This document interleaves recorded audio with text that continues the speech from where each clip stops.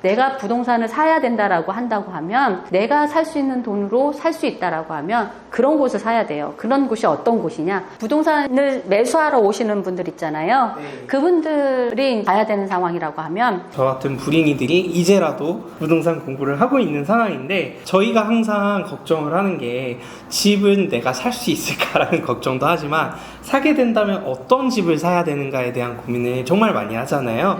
그래서 저희 같은 사회초년생 또는 청년들에게 집을 구매할 때 어떤 집을 구매해야 되는지 조언을 해주시면 감사하겠습니다. 앞으로 부동산을 사야 된다고 하면 수요가 있는 곳, 비싼 곳이 이제 결국은 예전에도 하는 말이 비싼 게 좋은 거야 라는 말이 했는데 중개를 하면서 어느 노부부가 오셨어요. 그분이 여기서 제일 좋은 거 주세요. 그렇게 말씀하시는 거예요. 금액은 상관없이 좋은 걸 주세요 라고 이렇게 얘기하셨을 때 왜 그런가 했더니 그분은 부동산 투자를 하시는데 다른 기준이 없으셔. 그 동네에 제일 좋은 거가 조금 가격이 내려왔을 때 내 투자금으로 살 수 있느냐 그것부터 보시더라고요. 이렇게 샀을 때는 내가 팔고 싶을 때 팔아야 되는 시기가 왔을 때 제일 먼저 내가 가격을 조금만 내리면 팔리는 물건이라는 얘기지. 제가 이제 투자를 하면서 어쨌든 현금을 만들어야 되는 상황에 매도하고자 하는 집들을 다 내놨단 말이에요. 다 내놨을 때 어떤 집이 팔리느냐. 부동산이라는 거는 무게감이 있어요. 경제적인 무게감도 크고 물리적 무게감도 크고 무게감이 크기 때문에 황금성이 늦어요. 돈으로 이렇게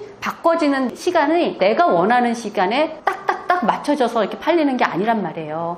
팔리는 물건들은 결국은 좋은 물건이 팔려. 내가 봤을 때 나는 이거가 조금 나중에 팔렸으면 좋겠는데 하는 물건이 먼저 팔린단 말이에요. 이게 먼저 팔려서 이렇게 좀 털어냈으면 좋겠는데 얘는 안 팔려. 내가 부동산을 사야 된다라고 한다고 하면 좋은 거를 조금 가격이 내려왔을 때 내가 살 수 있는 돈으로 살 수 있다라고 하면 그런 곳을 사야 돼요. 그런 곳이 어떤 곳이냐? 그 동네의 핵심지겠지. 서울 수도권 내의 핵심지인데 그 핵심지의 급이 좀 이제 있겠지만 급별로 내가 살 수 있는 곳을 사면 되는데 교통, 학군, 인프라 이런 것들 보통 말하는 거 있잖아요. 나도 여기는 살고 싶어 하는 지역들 있잖아요. 네. 그런 지역의 아파트를 사시면 돼요. 근데 내가 이제 강남에 5, 60억짜리를 내가 사고 싶다고 살 수 있는 건 아니니 내가 돈 가지고 있는 것 중에 서울 수도권을 조금 넘지 않는 선에서 조금 샀으면 좋겠어요. 거기서 내가 살 수 있는 급지에서 그래도 최선의 급지를 선택하면 돼요. 내가 여기 강남 걸 못 사니까 집을 안 사야 돼 하고 가만히 있으면 그냥 가만히 내 돈은 계속 멈춰 있기 때문에 여기라도 사야지 요만큼이라도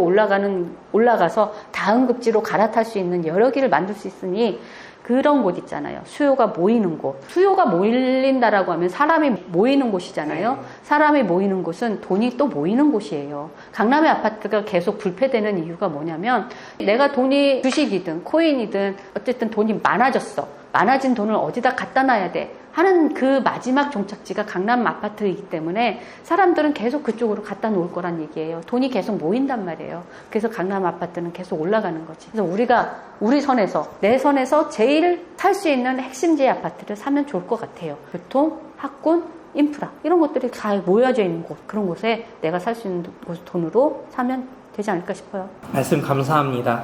교통, 학군, 입지 같은 부분들을 고려해서 거래량을 보고 현명한 매수를 본인 자산 메타인지에 따라서 네, 현명한 매수를 하라는 말씀 네. 감사하고요. 저희도 임장 다니면서 이제 만나뵙는 부동산 사장님들께 들어보니까 반포 원벨 60억 나오고 했던 사례들이 그런 사례들이라고 하더라고요. 네네. 그냥 트로피성으로 현금 얼마인지 근데 이게 뭐냐면 이제 제가 지방에 1억이의 아파트도 사보고 서울의 아파트도 사보고 수도권에 이제 핵심지 아파트도 사봤는데 결국은 내가 이제 떨어질 때는 같이 떨어질 수 있어요. 같이 떨어지는데 회복 탄력성이라고 하잖아요. 다시 이렇게 올라오는 거. 이제 전세가도 그렇고 매가도 그렇고 다시 이렇게 턴에서 올라오는 속도에 있어서는 확실히 좋은 게 서울 수도권 쪽이 빠르더란 얘기예요. 아직도 지금 지방의 거 가지고 있는 것들은 역전세이고 매가가 회복하지 않았단 말이에요. 여기는 다 회복해서 어느 정도 내가 이제는 전세를 한 바퀴 돌리고 나니 전에 역전세 냈던 거 다시 회복해서 이제 회수하는 그런 단계가 왔는데 지방은 이 회수한 돈이 또 지방의 아파트 역전세로 다시 들어가야 되는 상황이 되는 거죠. 그래서 회복 탄력성에 있어서도 서울 수도권 좋은 아파트, 좋은 핵심지 아파트는 이게 턴이 빨라. 내려갈 때는 더 천천히 내려가고 올라갈 때는 빨리 올라가는데 지방의 아파트 이제 조금 떨어지는 급지의 아파트들 같은 경우는 상품이 이제 달라지겠지. 걔네들은 올라가는 데 있어서는 속도가 느리고 내려올 때는 속도가 빨라요. 그래서 제가 좋은 걸 사라는 이유 중에 하나가 뭐냐면 이런 회복 탄력성에 있어서도 다르기 때문에 내가 위기가 왔을 때 위기를 극복하는 속도가 이쪽이 또 빠르더라는 얘기예요. 저는 그래서 웬만하면 내가 가진 돈을 내서 최선의 아파트를 샀으면 좋겠습니다. 하나 더. 네. 지방의 아파트가 있고 서울 수도권의 아파트가 있고 네. 신축이 있고 구축이 있어요. 핵심지의 아파트들 사이에서도 그런 차이가 계속 벌어지기 때문에 그거는 어쩔 수가 없어요. 심리라는 게 있기 때문에 사람들이 좋은 걸 가지고 싶어하는 심리는 당연히 이제 본능이잖아요. 그래서 그 심리를 따라가는 투자를 해야 하는 것도 하나 더 추가해드리고 싶어요.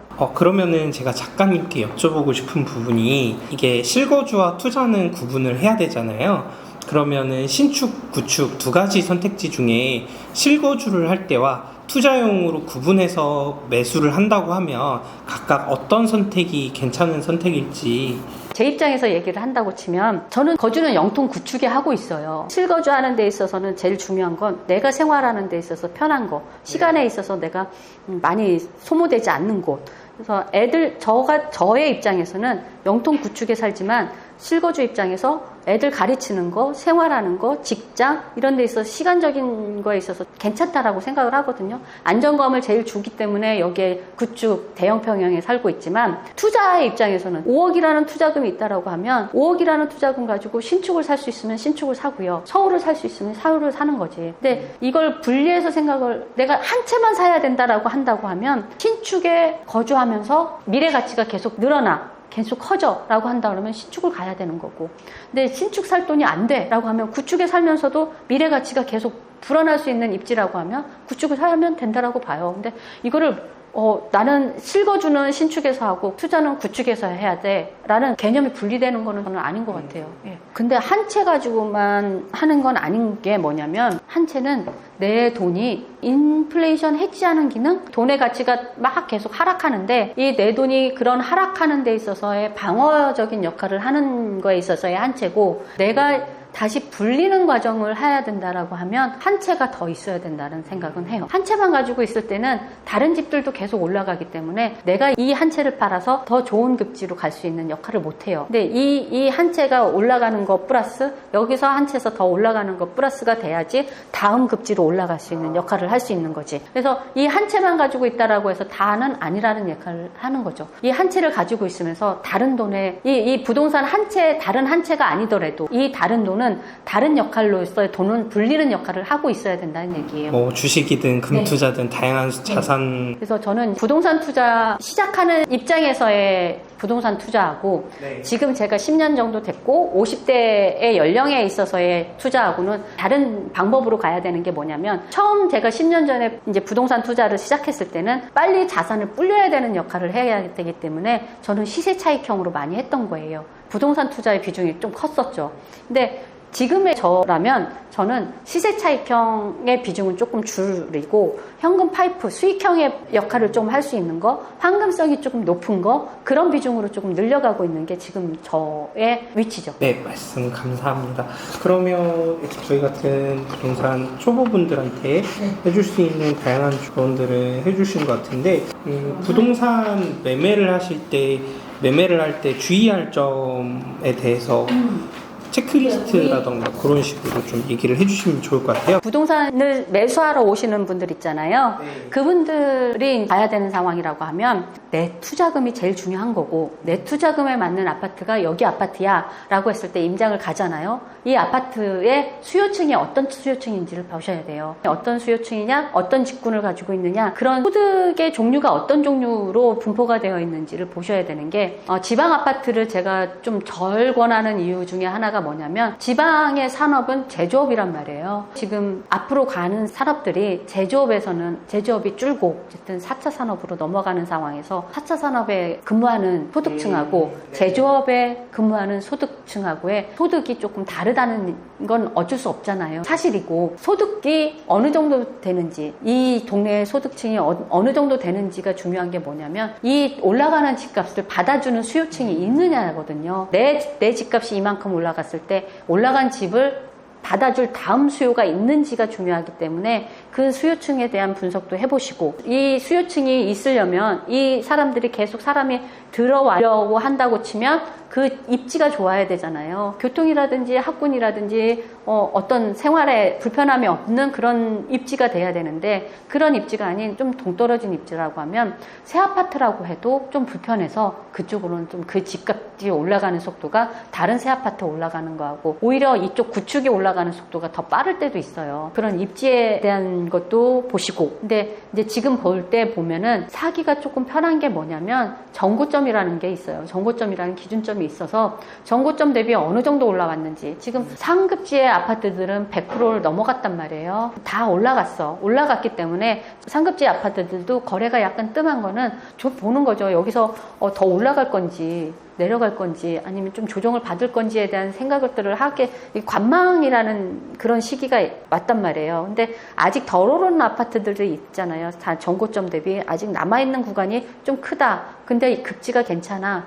얘네들이 어떤 이슈가 계속 있을 것 같아. 장기적으로 5년, 10년 가지고 갔을 때 나쁘지 않을 것 같아. 여기서 더 떨어지지 않을 것 같아 하는 그런 입지에 대한 파악을 좀 하셔야 될 것 같고요. 그런 거 같은 경우는 정고점 대비 한 7, 80%까지 올라와 있는 급지들이 꽤 있거든요. 그럼 그 급지의 아파트들이 내 투자금으로 살 수 있는지 그건 이제 분석해서 가서 보시면 될 것 같고, 흐름이라는 게 이제 내려오는 흐름이 있고 올라가는 흐름이 있는데, 내려오는 흐름이 너무 빨랐는데 올라가는 흐름이 좀 너무 느린 데 있잖아요. 네네. 그런 곳은 급지적으로 좀 떨어지는 급지이기 때문에 그런 급지보다는 올라가는 턴이 좀 빠른 급지들, 그런 쪽으로 해가지고 내 투자금이 될 수 있는데 그런 데를 찾아가시면 좋지 않을까 싶어요. 내가 이제 많이 공부를 해봐야 되고 찾아봐야 되고 그런 부지런함이 있어야 될 것 같아요. 그러니까 돈을 버시는 분들은 상품이 문제가 아니라 내가 사려고 하는 상품의 가격들을 매일 이렇게 서칭을 하세요. 네이버를 계속 보면서 조건을 걸어놓는 거죠. 그 조건에 들어온 매물들을 내가 살 수 있는지 보는 거죠. 이거 이렇게 매일 보다 보면 내가 사려고 하는 아파트의 매물을 계속 보다 보면 어느 순간 금매가 하나씩 뜰 때가 있고요. 경매 물건도 보면 계속 찾고 임장 가다 보면 내 물건이 나와요. 내가 사고 싶은 매물이 나오고 내가 그거를 이제 살 수 있는 방법이 찾게 되고 하는 게 있기 때문에 부지런함, 성실함, 투자라고 해가지고 내가 투자할 거야, 이때 할 거야 라고 그때만 딱 찾는다고 해서 나오는 게 아니라는 거지. 계속 봐야 된다는 거고 공부를 계속 하고 있어야 된다는 거죠. 그래야 기회가 온다는 거니까 찾아보고 해보고 가보고. 확실히 말씀해 주신 내용들 들어보다 보니까 저희도 이제 임장 지역을 찾아갈 때 아파트 시세 분석이나 상품 분석 같은 것들을 하잖아요. 그런데 확실히 상급지 같은 경우에는 정고점을 돌파했다거나 또는 정고점에 거의 붙어 있는 경우들이 많은데, 이런 상급지를 위주로 파악을 해보라라는 말씀이신 것 같고, 그와 반대로 뭐 특정 지역을 언급하기엔 조심스럽지만 뭐 노도강 이런 얘기들을 많이 하잖아요. 정고점. 저 같은 경우는 서울에 있는 아파트들을 많이 보기보다는 경부선 라인을 좀 많이 봐요. 분당 이슈가 이제 워낙 크다 보니까, 제가 있는 곳이 또 영통이다 보니까 경부선 라인 쪽으로 많이 투자를 했고 물건들을 계속 서칭을 하고 있는데, 이제 2억 갭이면 어디 사고 3억 갭이면 어디 사고 5, 6억 갭이면 어디 살 수 있다라는 그런 파악 정도는 하고 있는 거지. 그래서 그 중에 내가 수원인데 수원에서도 뭐 광교를 살 수 있는지, 아니면 광교는 못 사겠으면 수지의 구축을 살 수 있는지, 수지 구축을 보다 보니 수지 신축도 볼 수 있겠네라는, 이렇게 계속 찾아서 올라가거든요. 그러니까 선생님들도 내 투자금 가지고 살 수 있는 급지들을 계속 이렇게 찾다 보다 보면 가보기도 하고. 근데 내가 이제 네이버 매물로는 봤는데 네이버로는 뭐 여기서 한 10분 거리라고 하는데 진짜 걸어보니까 20분 거리야. 이런 거리도 있거든요. 진짜 많아요. 언덕도 경사지도 너무 심한 데가 있고. 그러니까 선생님들이 꼭 가보시고, 젊은 친구들이, 다른 친구들은 집이 있는데 집을 샀는데 몇 억 올라갔더라, 그 집이 얼만큼 올라가서 얼만큼 수익을 받더라 하는 얘기들에 너무 급해지는 경우가 있거든요. 그런 조급함이 만드는 리스크가 있어요. 저 또한 이제 그 상승장에 법인 투자자들이 막 가다 보니 내가 안 하면 손해보는 것 같아, 나만 뭐 수익을 못 보고 있으니 나만 가난해지는 것 같아. 난 가난한 상황이 아닌데, 분명히 가난한 상황이 아닌데도 불구하고 가난해지는 것 같은 그런 조급함에 쫓아가가지고 그것들을 투자를 할 때가 있거든요. 확신이 없는 투자를 하게 되고 그러지 마시고 조급하지 않으셔도 돼요. 선생님들이 좀 길게 보시고 천천히 준비하시고 확신이 있을 때 투자를 하셔도 늦지 않으니 너무 다른 사람의 투자에 귀 기울이지 않으셨으면 좋겠어요. 내가 1억 가지고 살 수 없을 거야 라고 생각하시지 마시고요. 1억 가지고 살 수 있는 지역을 계속 찾다 보면 네이버 물건 이게 뭐 호갱노노라든지 아실이라든지 이런 갭으로 찾았을 때는 없을 수 있어요. 근데 네이버 물건을 계속 뒤지고 부동산에 찾아가 보시면 그 물건이 나올 수 있어요. 내 투자금으로 살 수 있는 물건이 나올 수 있으니 직접 가보시는 맞습니다. 확실히 지도로만 봤을 때는 너무 좋아 보였는데 막상 방문을 해보니 너무 안 좋았던 아파트들도 있었고 그래서 저는 작가님께서 말씀해 주시는 발로 직접 방문해 보라는 얘기에 너무 공감을 하는데요. 그리고 이제 한 가지 더 중개사 입장에서 이제 임장팀들이 오세요. 공부를 위해서 오셨다라고 얘기를 해도 돼요, 선생님들. 제가 제일 이제 중개사 입장에서 좀 안 좋게 보인다라고 하는 그런 팀들이 뭐냐면 저 신혼부부예요. 신혼부부인 척. 아들 집 사주는 척. 이렇게 하시는 분들 그렇게 안 해도 보이거든요. 이게 진짜인지 아닌지가 보여요, 선생님들. 안 보이지 않아요. 그러니까 선생님들 그냥 여기 지역 공부하러 왔습니다. 라고 이렇게 솔직하게 말씀하셔도 충분히 어떤 지역이고 입지는 어떻고 교통은 어떻고 수요는 어떻고 하는 얘기들을 충분히 해드릴 수 있으니 그렇게 막 척척척 하시지 않으셔도 된다라는 얘기. 그러니 선생님들 솔직하게 공부하러 왔습니다 라고 얘기해 주셨으면 좋겠습니다. 말씀 감사합니다. 그래도 중개사분들께서도 시간을 내주시는 거니까 간단한 음료수라도 한 잔 찾아들고 기분 좋게 방문하면 중개사분들도 좀 더 기분 좋게 맞아주시지 않을까 싶고요. 네, 오늘 그러면은 저희 측에서 준비했던 질문들 모두 마무리 되었는데요. 마지막으로 그러면은 작가님께서 얘기하고 싶은 내용들에 대해서 담아보려고 해요. 저희가 생각하는 투자는 대응이라고 생각을 해요. 대비해야 되고 대응해야 되는데 어쨌든 투자를 하게 되면 이게 긴 시간 가지고 가야 된다라고 생각을 하시고 투자를 하셔야 되는데 단기간에 나 1억 넣고 2년 만에 얼마, 4년 만에 얼마 이런 계산을 하고서 투자를 하지 않으셨으면 좋겠고요. 이게 시간이 가면 당연히 좋은 입지의 거, 아까 말씀드린 거 핵심지 아파트들을 샀다고 하면 분명히 그 시간은 그 아파트에 인플레이션을 담고 가치는 올라가니 좀 길게 보시는 투자를 하셨으면 좋겠고요. 항상 시장은 계속 변해요. 계속 올라가는 시장이 될 수 없고 계속 내려가는 시장이 될 수 없기 때문에 올라가는 시장에 어떻게 대응할 것이고 내려가는 시장에 어떻게 대응하느냐 그 대응력이 나의 지키는 힘이 되고 버티는 힘이 되기 때문에 대응력은 아까도 말씀드렸듯이 현금이란 말이에요. 그 대응에 대한 힘을 기르기 위해서 항상 대비하고 현금에 대한 대비를 계속 하셨으면 좋겠어요. 저 또한 계속 현금에 대한 생각을 계속 하고 있어서 투자를 하는 데 있어서 부동산 투자에다가 몰빵을 하면 안 된다는 이유가 그거예요. 현금 대비가 돼야 되는데 현금을 빨리 끌어올 수 있는 황금성이 좋은 투자를 같이 겸했으면 좋겠다는 게 주식이든 금이든 요즘은 이제 코인도 하시니까 이런 현금성이 좋은 투자에다가도 비중을 뒀으면 좋겠어요. 그러니까 부동산은 항상 리스크가 왔을 때 돈이 필요하기 때문에 돈을 빨리 만들 수 있는 이쪽의 투자도 같이 하면서 대비를 하시는 게 좋지 않을까 싶어요. 시장은 항상 변해요. 변하니까 대응에 대한 힘을 계속 보유하고 계셨으면 좋겠습니다. 그게 내가 성공하는 투자의 방법이 아니었을까 싶습니다. 예. 네, 말씀 감사합니다. 오늘 귀한 시간 내주셔서 정말 감사했습니다. 고맙습니다. 고생하셨습니다. 감사합니다.